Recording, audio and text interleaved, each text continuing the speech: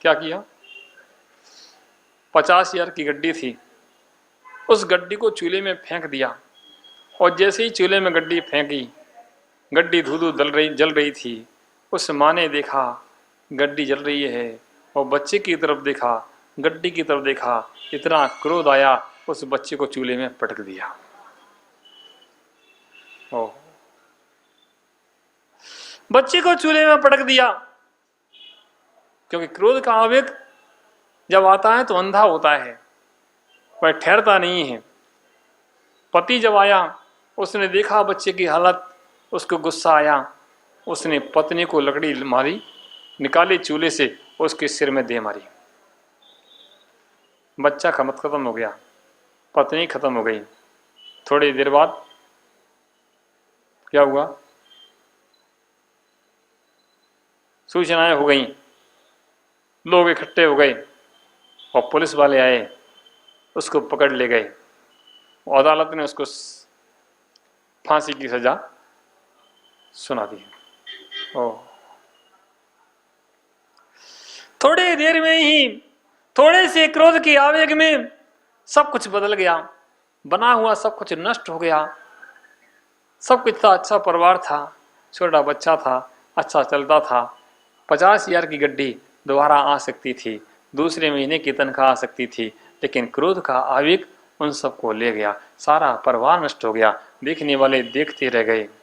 ओह, ऐसी कितनी घटनाएं हमारे साथ घटती हैं, ऐसे कितने आवेग हमें आते हैं, हम विचार नहीं कर पाते हैं कि हमारा कौन मेरा साथी है, कौन हमारे लिए क्या कर रहा है। हमें जब क्रोध का आवेग आता है तो हमें भाई भाई नहीं दिखता है, मित्र मित्र नहीं दिखता है, माता माता नहीं दिखती है, पिता पिता नहीं दिखता है, पुत्र पुत्र नहीं दिखता है। हम क्रोध के आवेग को उनके ऊपर पटक देते हैं। आज अगर न्यायालय में जाकर देखा जाए तो जितने केस चलते हैं, 90-80% केस अपने परिवार के संबंध में ही संबंध रखते हैं। 80 से 90% केस या तो भाई भाई के बीच में होंगे, या पिता पुत्र के बीच में होंगे, या पति पत्नी के बीच में होंगे, या मित्र मित्र के बीच में होंगे। 80 से 90% केस आपको इसी प्रकार के मिलेंगे, और 10% केस कहीं दूसरे होंगे। क्यों? क्योंकि हमने उस धर्म के महत्व को नहीं समझा है। हमने मात्र धर्म का नारा लगाया है, हमने मात्र जय जयकार किए हैं, हमने मात्र इतना कहा है उत्तम क्षमा धर्म सत्य है, उत्तम क्षमा धर्म सत्य है, इतना कहा है। लेकिन क्षमा क्या होता है, इस परिभाषा को शायद हमने समझा नहीं है। हम तो इतना जानते हैं कि ईंट का जवाब है कैसे, ईंट का जवाब पत्थर से देना। किसी ने एक गाली दी है, और जब तक हम उसको 2 गालियां नहीं दे दें तब तक हमारे मन में शांति नहीं मिलती है। मैंने कहा भाई क्या कर रहे हो तुम, कि महाराज लोग कायर कहेंगे, बताओ तुमने जवाब ही नहीं दिया, तुम बोले ही नहीं। ओह, उसने 2 गालियां दी हैं और तुमने जब तक 4 नहीं सुना दी, उसने एक अगर गाल पर दिया है और तुमने जब तक 4 नहीं लगा दिए तब तक तुम्हें शांति नहीं मिलती। ओहो, कैसे रिश्ते ला रहे हैं। हाँ महाराज सही कह रहे हो आप, ऐसे ही होता है। ओहो, जब तक 1 2 नहीं लगा दिए, 4 नहीं लगा दिए, मन शांत नहीं होता है। ओहो, और हम कहते हैं उत्तम क्षमा। महावीर के शासन में उत्तम क्षमा धर्म बना रहे हैं। प्यारे बंधुओं, विचार करना कि हमारी क्षमा कैसी है। ईंट का जवाब किससे देना, अरे बोलो ना। हम कहते हैं ईंट का जवाब पत्थर से ही देना चाहिए। संजू भाई, ईंट का जवाब किससे देना चाहिए, किससे देना चाहिए? साहब तुम लोग बनावटी भाषा ज्यादा बोलते हो है? कभी सत्य बोलना सीखे नहीं। अरे कम से कम यहां तो सत्य बोला करो। यहां सबके सामने तो ऐसे ही बोलना पड़ेगा। हाँ, लेकिन पीछे क्या करना वो तो हमें पता है। ओह, ईंट का जवाब वास्तव में मैं कहता हूं ईंट का जवाब पत्थर से देना आप सीख जाओ तो आनंद आ जाए। नहीं, ईंट का जवाब पत्थर से देना सीख जाओ तो काम बन जाए। कहते जरूर हैं कि ईंट का जवाब पत्थर से देना, लेकिन ईंट का जवाब कोई पत्थर से नहीं दे पाता। ओह, कहां से इतना समझ में आ जाए कि पत्थर क्या है। अरे कोई तुम्हारे ऊपर कितनी भी ईंटें फेंके तुम पत्थर बन जाना। कोई तुम्हारे ऊपर कितनी भी ईंटें फेंके, कोई तुम्हारे ऊपर कितनी भी गालियां दे, तुम मुस्कुराते हुए निकल जाना, उसका जवाब नहीं देना। तुम मानना तुमने ईंट का जवाब पत्थर से दिया है और तुमने लेकिन हम दे नहीं पाते हैं। उसने ईंट फेंकी है तुम कंकड़ फेंकते हैं, उसने एक फेंकी तुम चार फेंकते हैं, चार कंकड़ ही फेंके जाते हैं। एक बार तुम दृढ़ हो गए कि ये क्या दे सकता है, मुझे क्या दे सकता है, ये मुझे जानता ही नहीं है, ये मुझे क्या गाली देगा। आनंद भाई, तुम भाई बहुत खराब आदमी हो, बहुत बेकार हो, बहुत बेकार हो। हाँ,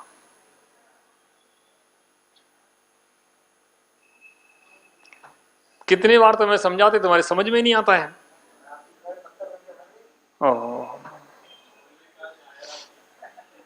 कितनी बार समझाते तुम्हारे समझ में नहीं आता भाई।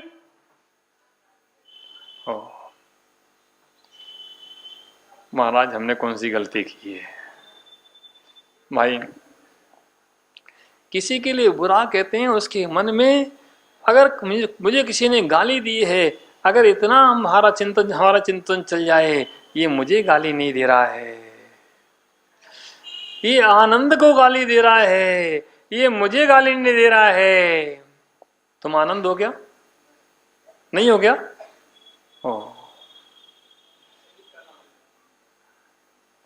काश ये अध्यात्म जग जाए, काश महावीर का उपदेश लोगों को समझ में आ जाए, काश लोगों को उपदेश समझ में आ जाए, काश समझ में आ जाए कि जिसको गाली दी जा रही है वह मैं हूं नहीं। एक नकाबपोश नकाब पहन के निकल जाता है, कोई उसको कितना भी गाली देता रहे वो पीछे मुड़ के नहीं दिखता है। एक बार मैंने बहुत बहुत पहले 20-25 साल 30 साल निकल गए होंगे, जब मैं घर में था तो एक पिक्चर टीवी पर आ रही थी,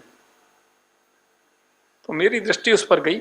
वैसे तो देखता नहीं था, कम कहीं ऐसा नियोग लग गया बात अलग है, बहुत दूर रहता था टीवी से, क्योंकि पहले ही सीख लिया था टीवी से और बीवी से दूर रहना, ये दोनों खतरनाक हैं। कौन कौन? टीवी से और बीवी से, और नहीं हो तो जिनकी बीवी हो उनसे पूछ लो। तो एक पिक्चर चल रही थी, एक बस में बहुत सारी सवारियां बैठी थी और सारे कुछ लोग खड़े भी थे। एक व्यक्ति खड़ा था तो उसको नींद के झोंके आ रहे थे, बस वाले ने ब्रेक लगाया तो उसको नींद के झोंका आया तो पीछे सवारी पर वो गिर पड़ा। पीछे लेडीज सवारी खड़ी थी, जब उसको धक्का लगा तो उसने गालियां देना चालू किया, उसने बुरा कहा तो आस पड़ोस के लोग भी उससे बुरा कहने लगे, लेकिन उसने जवाब नहीं दिया। उसने जवाब नहीं दिया। जब उसने जवाब नहीं दिया तो फिर थोड़ी देर बाद फिर ब्रेक लगा, फिर धक्का लगा, उसने फिर जवाब नहीं दिया। पूरे बस के व्यक्ति उसको गालियां दे रहे हैं, बुरा कह रहे हैं, लेकिन वह किसी को जवाब नहीं दे रहा है। उसका स्टेशन आया, वो स्टेशन पर उतर गया, किसी को उसने जवाब नहीं दिया। मैं सोच रहा था ये व्यक्ति कितना धैर्यवान है, कितने लोग इसको बुरा बुरा कह रहे हैं, कितने लोग गालियां दे रहे हैं, फिर भी कुछ नहीं कह रहा है। ओह, वह अपने घर गया, घर जाकर के उसने अपने वस्त्र उतारे तो उसके सारे शरीर पर हथियार बंधे थे। वह एक आतंकवादी था, सारे शरीर पर हथियार बंधे थे, वह एक आतंकवादी था और कोई बड़े मकसद से अपने लक्ष्य को पूरा करने के लिए आया था। अगर वह शर्ट का एक बटन भी खोल देता तो कोई भी उसको गाली क्या, मुंह से एक शब्द नहीं निकलता। इतनी उसमें शक्ति थी। एक अपना एक ऊपर का बटन भी खोल देता, उसको लोग देख लेते तो गालियां देना छोड़ दो, गालियां तो बाद की बात है, लोग उसकी तरफ देखते भी नहीं और हाथ जोड़ के खड़े हो जाते कि भाई कैसे भी रास्ता तय हो जाए। लेकिन उसने किसी को कुछ नहीं कहा। ओ, किसी को उसने कुछ नहीं कहा। वह शांति से निकल गया और घर जाके अपना उसने मैं विचार कर रहा था कि देखो कितना बड़ा अध्यात्म भरा है। वह लक्ष्य लेकर आया था कि कहीं उसको आतंक फैलाना है, उसका लक्ष्य था। जब उसको लक्ष्य दृष्टि में था, वह सब लक्ष्य अगर वह बटन खोल देता तो लक्ष्य से भटक जाता। अगर बटन खोल देता तो लोग उसको पहचान जाते, वह लक्ष्य से भटक जाता, शायद अपना लक्ष्य पूरा नहीं कर पाता। लेकिन हम अपने बटन खोले फिर रहे हैं, अपनी छाती दिखा रहे हैं कि मेरी छाती कितनी चौड़ी है। ओहो, हमें अपना लक्ष्य स्मरण नहीं है। हमें सिद्धालय जाना है, हमें मोक्ष लक्ष्मी प्राप्त करना है, हमें अपना लक्ष्य याद नहीं है। हम यही अपनी बहादुरी दिखाना चाहते हैं। जहाँ कोई रहा नहीं है वहाँ हम रहना चाहते हैं, वहाँ बहादुरी दिखाना चाहते हैं, वहाँ दिखाना चाहते हैं कि हम कुछ हैं। ओहो, अभी धर्म की परिभाषा समझ में नहीं आई। प्यारे बंधुओं, काश वह लक्ष्य याद में हो, लक्ष्य हमारी दृष्टि में हो। जब लक्ष्य हमारी दृष्टि में होता है कि हमारा लक्ष्य मोक्ष है, हमारा लक्ष्य उस सिद्धालय को प्राप्त करना है, तो हो सकता है तुम्हें कभी क्रोध ना आए और तुम्हारे अंदर वह क्षमा धर्म प्रकट हो जाए। लेकिन वह लक्ष्य याद में नहीं है। प्यारे बंधुओं, विचार करना, मैं कहता हूं कुछ नहीं करना, एक ही बात याद करना कि मुझे मोक्ष जाना है, मुझे सिद्धालय में जाना है, मुझे मोक्ष जाना है, मुझे सिद्धालय में जाना है। भगवान के पूजन कम करना, लेकिन एक बात जरूर बोलना कि मुझे मोक्ष जाना है, मुझे सिद्धालय जाना है। अगर ये बात बार बार बोलते रहोगे तो क्षमा धर्म किसी से कहना नहीं पड़ेगा, वह क्षमा तुम्हारे अंदर प्रकट हो जाएगी। अगर तुम्हें अपना लक्ष्य याद है तो यहाँ के लोग तुम्हें नहीं दिखेंगे, यहाँ का क्रोध तुम्हें नहीं दिखेगा, यहाँ का माया तुम्हें नहीं दिखेगी, यहाँ का लोभ तुम्हें नहीं दिखेगा। तुम्हें मात्र लक्ष्य दिखेगा कि मेरा लक्ष्य है, मुझे सिद्धालय जाना है। ओहो, संजय भाई कहाँ जाना है? सिद्धालय जाना है। बताओ संजय भाई कहाँ जाना है? अनाथालय? सिद्धालय बोल रहा है, सिद्धालय जाना है। भाई कहाँ जाना आनंद भाई? सिद्धालय जाना है। अध्यक्ष महोदय कहाँ जाना है? निज घर जाना है। ताली हो जाओ अध्यक्ष महोदय के लिए। क्या बात है, कितना अध्यात्म। वाह, जिस समाज के अध्यक्ष अध्यात्म बोलने लगे तो समाज के लोग तो अपने आप आध्यात्मिक भाषा सीख जाएं। ओ धन्य हो। प्यारे बंधुओं, खैर आज उत्तम क्षमा पर्व है। अपने अंदर क्षमा किसी से मांगे या ना मांगे, लेकिन अपने अंदर इतना धर्म अपना याद रखना कि हमें सिद्धालय जाना है, यहाँ नहीं रहना है। यहाँ तो अनादिकाल से बने ही हैं, यहाँ नहीं रहना है, मुझे सिद्धालय जाना है। मेरा लक्ष्य सिद्धालय है, मेरा लक्ष्य सिद्धालय है। तो निश्चित मानना आपके अंदर क्षमा धर्म प्रकट होगा। जो सिद्धालय का लक्ष्य बनाएगा वह कभी जीवों का विघात नहीं करेगा और जीवों का विघात होते नहीं देख पाएगा। वह अपने अंदर उस धर्म को प्रकट करेगा, उसके अंदर वह क्षमा धर्म आ जाएगा। आपका समय क्या करें, समय अपनी गति से बढ़ जाता है, कब निकल जाता है पता नहीं चलता है।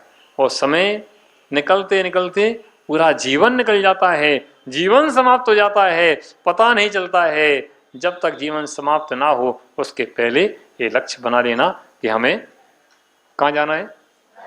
एक बार बोलो जोर से, कहाँ जाना है? कहाँ जाना है? सुनाई नहीं दे रहा है। कहाँ जाना है? जोर से बोलो। हाँ, अपने घर नहीं जाना है? अरे बोलो ना, मुझे अपने घर जाना है। अरे उस घर में नहीं जाना है, मुझे अपने निज घर में जाना है, मुझे सिद्धालय में जाना है। इन्हीं भावना के साथ बोलिए उत्तम क्षमा धर्म की। आचार्य वृक्षवट सन्मति सखजी महाराज की 9 बार जाप करेंगे। ओम ह्रीम उत्तम क्षमा धर्मंगाय नमः। ओम ह्रीम उत्तम क्षमा धर्मंगाय नमः। ओम ह्रीम उत्तम क्षमा धर्मंगाय नमः। ओम ह्रीम उत्तम क्षमा धर्मंगाय नमः। ओम ह्रीम उत्तम क्षमा धर्मंगाय नमः। ओम ह्रीम उत्तम क्षमा धर्मंगाय नमः। ओम ह्रीम उत्तम क्षमा धर्मंगाय नमः। ओम ह्रीम उत्तम क्षमा धर्मंगाय नमः। ओम ह्रीम उत्तम क्षमा धर्मंगाय नमः। उत्तम क्षमा धर्म की जय। सबको आपस में बोलेंगे, सबको क्षमा सबसे क्षमा, सबको क्षमा सबसे क्षमा। आज कम से कम 10 लोगों से अपने फोन पर उत्तम क्षमा मांगेंगे। प्यारे बंधुओं, समझना ये निश्चित है कि सर्वज्ञ हैं, सर्वज्ञ हैं। जो कर्म सिद्धांत को जानता है वह सर्वज्ञ अपने को जानता है, और जो कर्म सिद्धांत को नहीं जानता है हो सकता है वह सर्वज्ञ अपने को नहीं जानता है। क्योंकि कर्मों का आवरण कम होते होते ही सर्वज्ञ अपना प्रकट होता है। जब कर्म संपूर्ण समाप्त हो जाते हैं तो सर्वज्ञ अपना प्रकट होता है। अब कोई कह सकता है हमें एक वस्तु को देख करके हमें राग उत्पन्न हो जाता है, हमें प्राप्त करने की इच्छा हो जाती है, तो सर्वज्ञ को तो इतनी सारी वस्तुएं दिखती हैं, उनकी भी राग उत्पन्न हो जाता होगा, उनकी भी इच्छाएं प्रकट हो जाती होंगी। उनको तो तीनों लोगों के चराचर पदार्थ दिख रहे हैं, तब भी उनको किसी वस्तु से राग और द्वेष और मोह उत्पन्न नहीं होता। अगर राग द्वेष मोह उत्पन्न हो जाए तो ज्ञान ज्ञान नहीं रहेगा, वह ज्ञान फिर अज्ञान दशा को प्रकट हो जाएगा। वे सर्वज्ञ सब कुछ जानते हैं, सब कुछ देखते हैं, लेकिन सब कुछ करने कराने देखने का भाव उनका नहीं है, जानने का भाव उनका नहीं है। वे तो दर्पणवत हैं। जैसे दर्पण में चराचर पदार्थ दिखते हैं, संपूर्ण पदार्थ झलकते हैं, वैसे ही उनके ज्ञान में संपूर्ण पदार्थ एक साथ झलकते हैं। वे इच्छा से नहीं जानते हैं, इच्छा से नहीं देखते हैं, निरिच्छा से ही उनके ज्ञान में संपूर्ण चराचर पदार्थ आते हैं।